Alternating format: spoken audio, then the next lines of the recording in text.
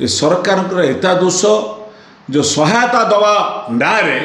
हिताधिकारी मानक जो उपहास करुँच आम भत्ता संघर्ष समिति पक्षर मु निंदा करुँची। मु विद्याधर महांती ओडिशा भत्ता प्रदान संघर्ष समितिर राज्य सभापति। आज मातृ दिवस मु मो माँ को प्रणाम करने सहित माँ जगत जननी के आज प्रणाम करी कहवाक चाहे माँ ए सरकार को सद्बुद्धि दिंतु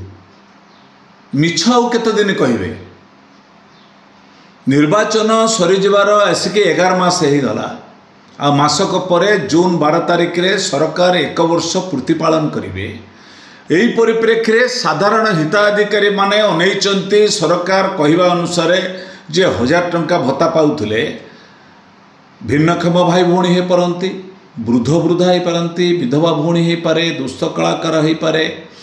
बा जो असहाय भौणीटी अविवाहिता भौणीटी हो पारे अनैथिले सरकार देवे एमती एमती 11 मास हो गला। मु गत काली एक नोटिफिकेशन देखी हस्तगत होती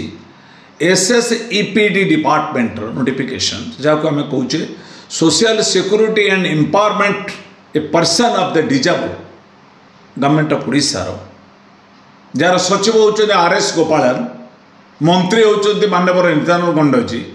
माननीय मुख्यमंत्री होती मोहन चरण माझी तांको तत्वावधान घोषणा होती 400 टंका मे मासरू आम भत्ता अधिका दबू वृद्धि करा ये कौन एटा कौन मु बुझीपार मधुबाबू पेंशन योजना और जातीय सामाजिक सहायता को अधीन सहायता को बेस करी मई मास मास आज हूँ 12 तारिख 11 तारिख आउ 2 दिन पर भत्ता आरंभ हम के जन पाई मुझे जाने ना अनेक जिले तो मास शेष पाऊना अनेक जिला 2 मास धरी भत्ता पाई ना नामक मात्र आम सचिव होती ओडियार अस्मितार प्रतीक RS गोपालन प्रत्येक डिपार्टमेंट रे देखिए सचिव होती अण ओडिया ए सरकार होची ओडिया अस्मितार सरकार।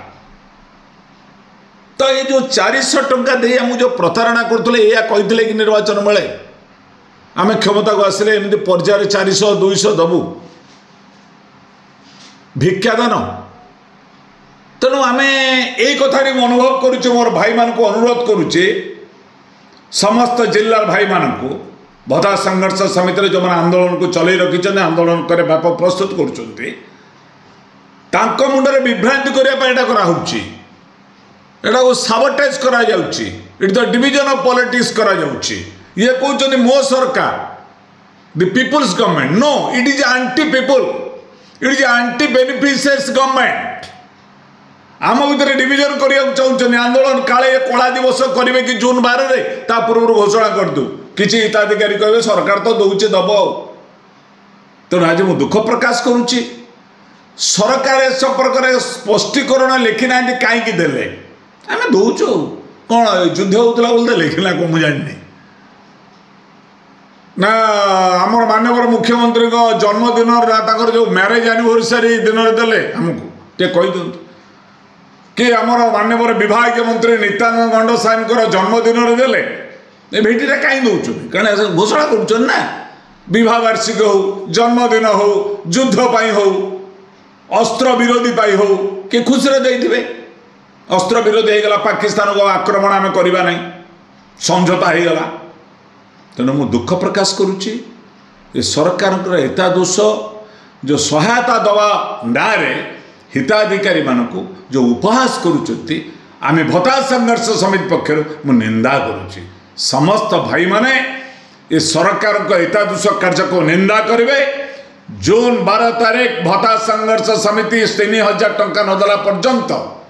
जदि मेयर दे दौना 3000 दे आउ 300 अधिका दौना 3300 आम आपको प्रणाम जनइबू 400 बुद्धि करदे कौ आधार देले आम स्पष्टीकरण नहीं गोटे नोटिफिकेशन है गवर्नमेंट रो SSEPD डिपार्टमेंट हाज issue A notice for publicly आम यही दबू मधुबाबू पेंशन योजना और जातीय सामाजिक सहायता को अधीन आम 400 टंका दबू केन्द्र दे अनुदान मुझे हूँ युद्ध होता बोली बहुत खुशी दे तेणु मुझे आशा करुच्ची सरकार एभली एक प्रतारणा नक तुरंत 1 वर्ष प्रतिपूरण पूर्व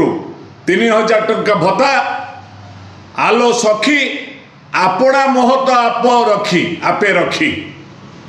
रखापी बीजेपी संकल्प पत्र देइथिबा प्रतिश्रुति अनुजाई आमको 3000 प्रदान करो 3000 सहित 400 मिसे देदेले 3400 बहुत बढ़िया आज